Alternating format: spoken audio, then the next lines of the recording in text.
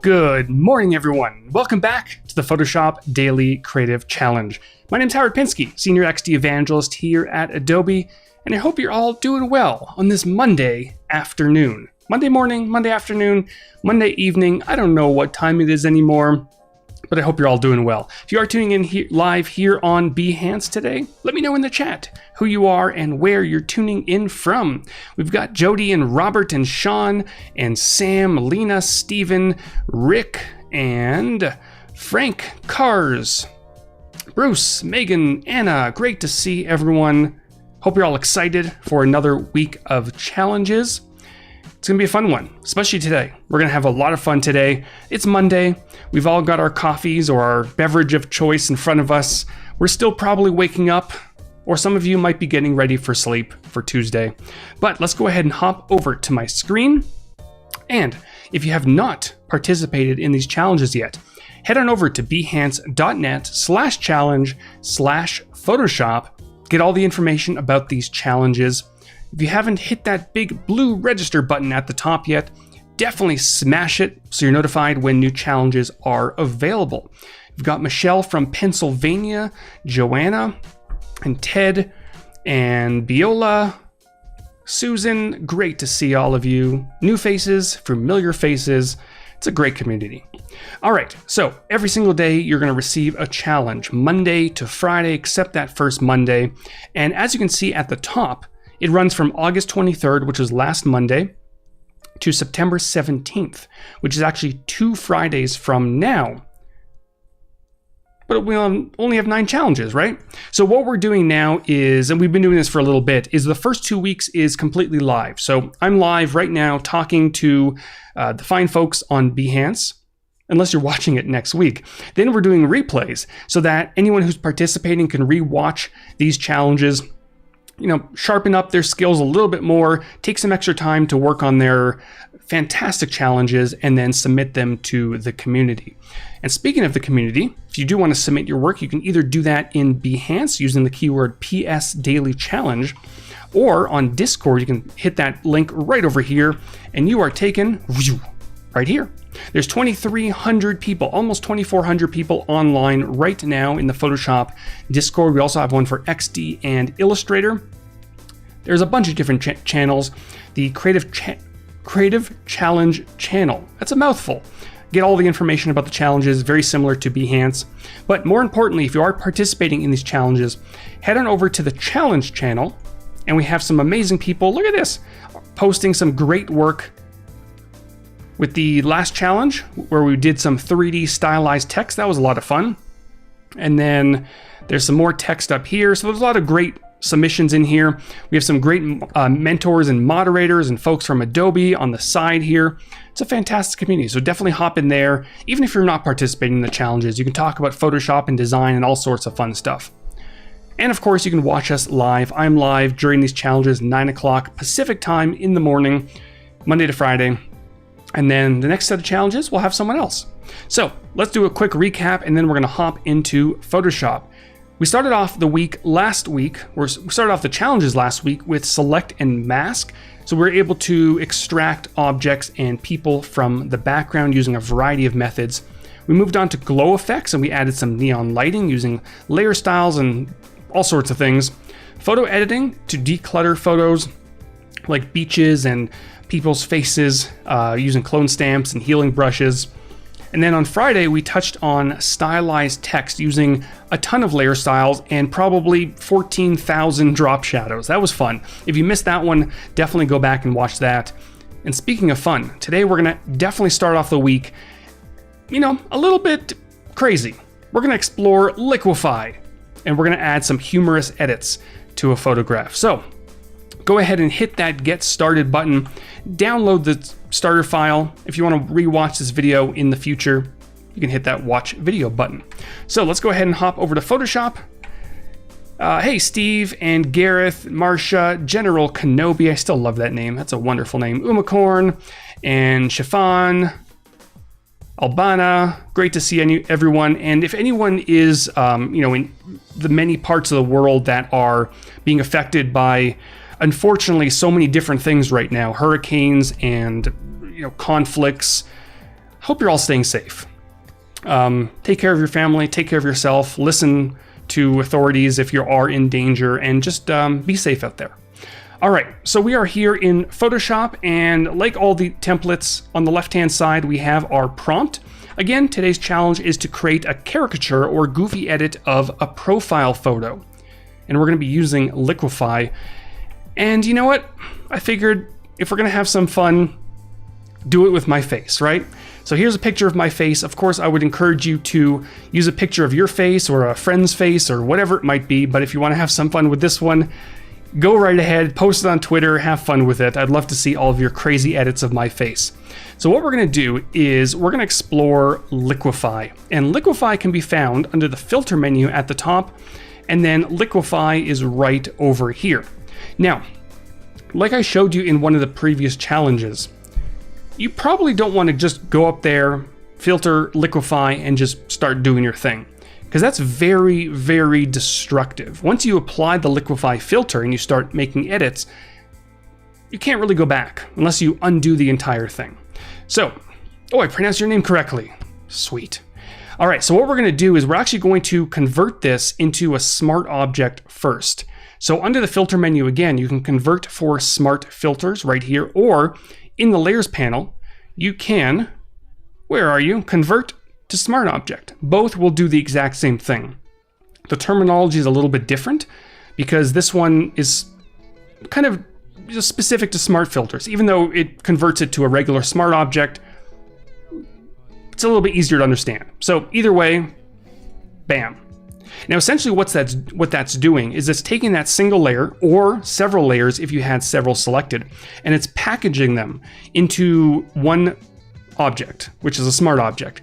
And it's kind of keeping that to the side for safekeeping.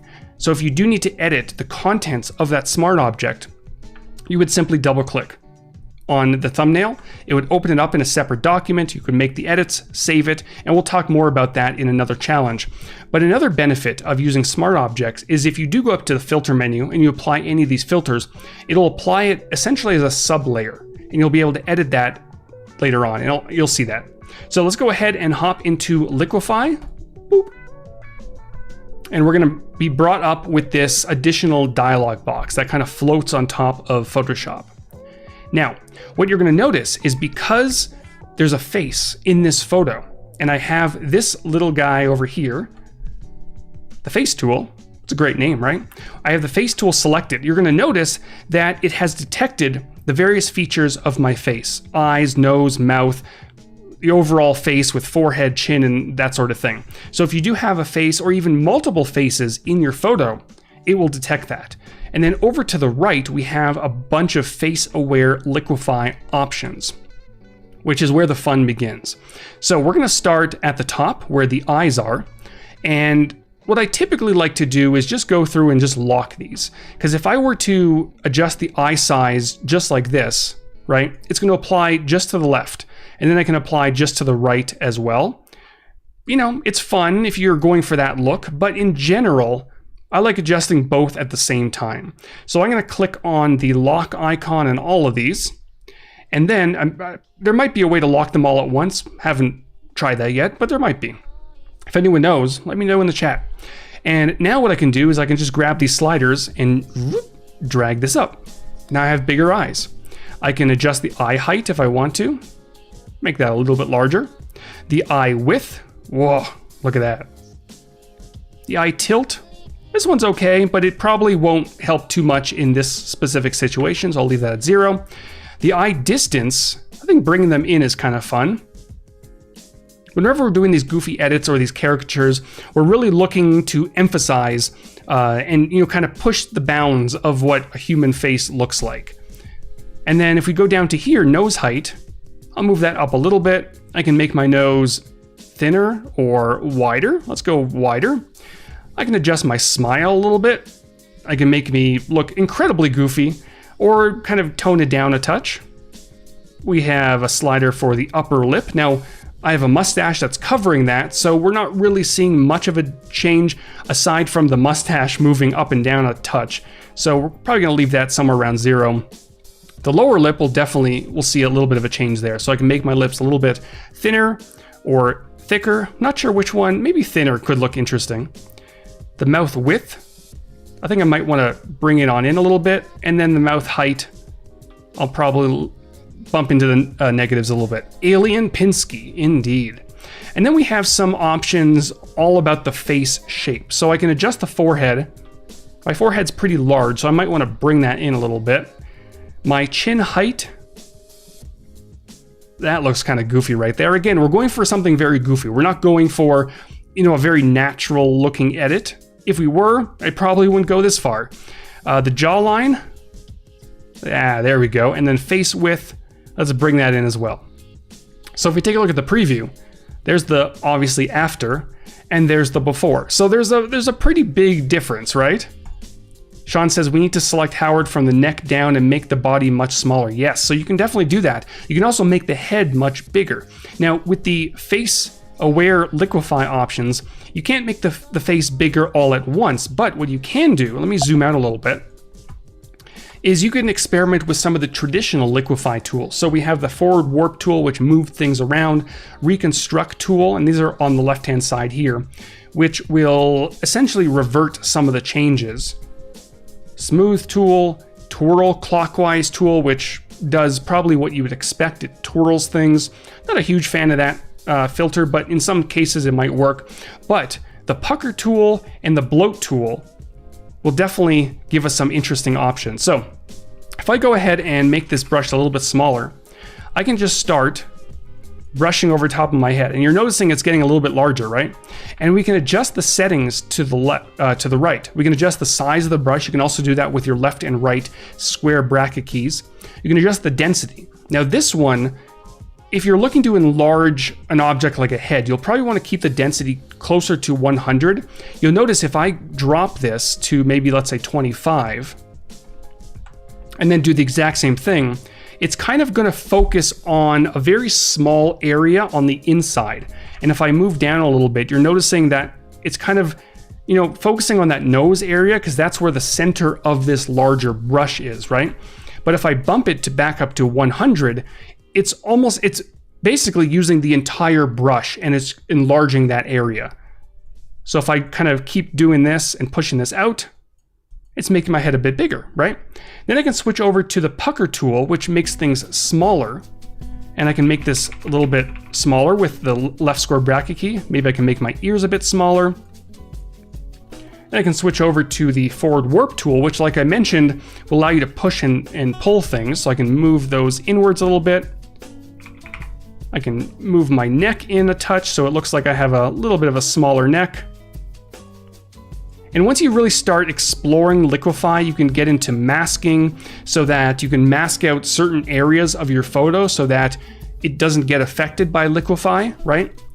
And it just, ends up looking a little bit cleaner. There we go. So if I go ahead and press OK, I'm going to apply this, and we have our after, and we have our before and our after. Now, like I mentioned earlier, the benefit of using a smart object for something like this is it applied a smart filter right below this layer.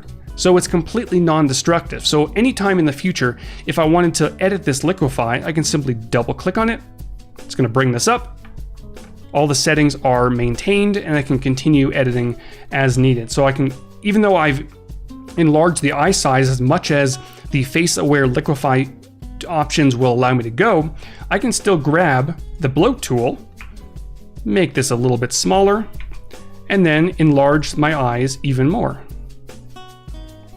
And because the density is set to 100 right now, it's enlarging using the entire brush. But if I drop it down a touch, it's going to focus more on the center of that eye, right? And you can really have a lot of fun with this once you start getting into all these different options. There we go. Maybe I'll make my mouth a little bit smaller as well. That just looks a bit ridiculous, but that's the point of this, right? I'm having lots of fun. And I know all of you will as well as you start experimenting with Liquify. There we go, look at that.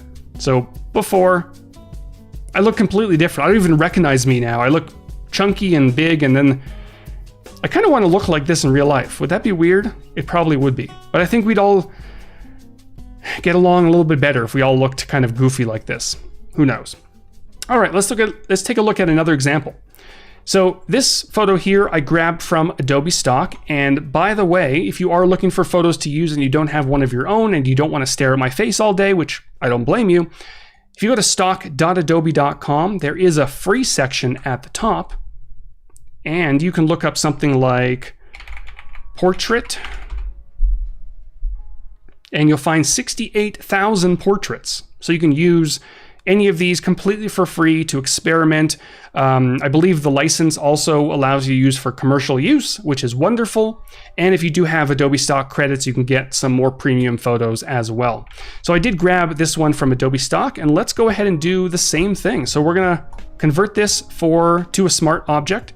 And by the way, I did see someone mention earlier about neural filters, and I did cover that in the pre-challenge. It's loading. I think this was a very large Adobe Stock image, so it's taking all that data, putting into a smart object, and then kind of keeping it to the side for safekeeping. But back on this one for a second, you can combine Liquify and neural filters. Just because, right? You can do that. And things are going to get wacky. So if I turn on Smart Portrait, and then let's see, maybe I'll just crank up the facial age. And if you missed that first pre-challenge, all of this is taking place in the cloud. So all these computations and the algorithms and all this fun stuff, the machine learning, it's all going up there into the cloud. It's doing its thing. That's why it's taking a little bit longer than if it were to be done locally. There you go, right? I can maybe increase the hair thickness. And once you apply one of these filters, it starts to get a little bit faster. Now, obviously, it's missing a little bit up here, so it's not perfect. And as you can see, it's still in beta. That's the thing with machine learning. As more people use this and give satisfaction results down at the bottom, they'll get better, right? And of course, you can retain unique details down here. You can make that lower a little bit and adjust the lighting if you want to. It just looks kind of ridiculous, but it's fun, right? Yeah. All right, so back on this one, we're going to do the same thing. We're going to hop up to Liquify right over here, and we're going to go crazy with it. Again, we have our facial detection. So on the left-hand side, I can select the face tool. We can adjust some of these values directly on canvas by just hovering. You might be able to see it right there. I can grab these little nodes, but I just find it a little bit easier inside of the panel to the right. So again, I'll make the eyes a little bit larger, a little bit wider. Maybe I'll bring them in a touch, very similar to the one I just did a moment ago. Maybe for this one, I'll make the nose a little bit thinner, give a much bigger smile.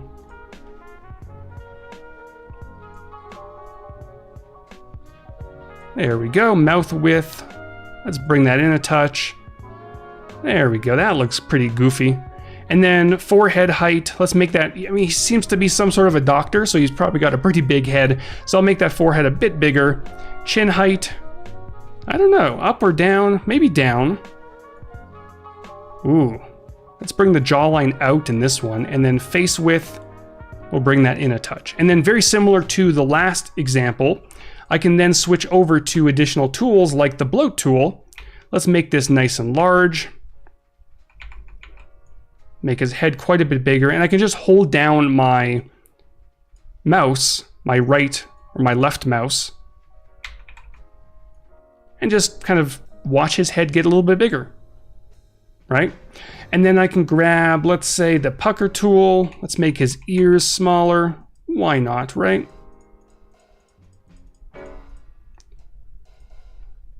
Let's make his neck a bit smaller, bring that in a touch.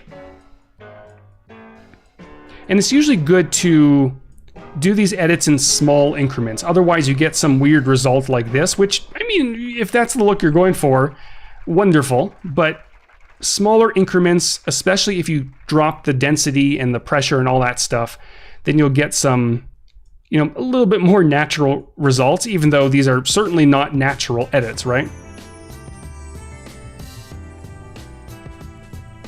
There we go. And again, I can press OK to apply this. It applies it as a smart object, so at any point in the future, I can definitely make those changes. All right, let's tackle one more before we wrap up. Here's a photo with two individuals, and like I mentioned a little bit earlier, you can apply this to two different people. So one more time, I'm going to convert this to a smart object. This was also from Adobe stock, so it's a very large image, and most of the Adobe stock images are, somewhere around 250 to 300 DPI, so they're big and they're ready for print. So converting to smart objects may take a little bit, but that one wasn't too bad. Now, one thing that I want to mention is if you go up to the filter menu, you're going to notice at the top here, you have quick access to Liquify. This will show you your last applied filter, but it also retains its settings. So if I were to simply go up here and press on that, it's actually going to take those settings. It didn't do it here, but maybe because it was a smart object. Let's try it again. Yeah, so because if it was not a smart object, it'll take the settings from the last Liquify filter and it'll just apply them for you, which kind of looks bonkers, right? So let's actually go ahead and convert to smart object one more time, and we're going to do one more round of Liquify. And I do want to show you that in this case, when I go to the face tool, you're going to notice that we have nodes over here, and we also have nodes over here. And then to the right in this panel, we can choose face number 1 and face number 2. So if you had multiple faces, you can edit them all at once inside of Liquify. So I'll start with face number 2, which I would imagine is the one on the right. And let's make the eyes. Oh no, that's the one on the left. There you go. Okay, so it's this one here that we're editing. Make those bigger. Eye distance, let's pull those out a touch. Do a few minor adjustments. Okay, that's creepy. Mouth width, there. Oh. I have many questions about this, but this is fun. I can do this for hours. And hopefully you're all seeing the wackiness that's happening right now. All right, let's switch over to face number 1. Now his eyes are closed, so we might want to just make them smaller a little bit. Like that. Let's bring them in a little bit. Nose, let's bring that up. Smile. Make him look a little bit sadder. And just kind of go through and play around. A lot of this is, trial and error and experimentation. This is just the wackiest thing. Jody says nightmare material. I agree. This is pretty terrifying, but also a lot of fun, right? All right, so we've gone through those face options. And again, one more time, let's grab the bloat tool. We're gonna make her head quite a bit bigger. I'm just holding down my mouse one more time. You know what? Maybe we'll make his head smaller. So we'll grab the pucker tool. Let's increase the density. And there he goes.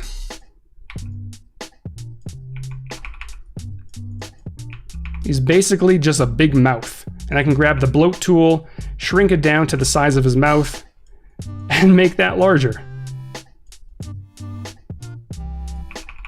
Can we extend this for like another half an hour so I can just have some fun with these ridiculous edits? All right. I don't know what else. Okay, so let's go ahead and bring his neck in because his head is a little bit smaller.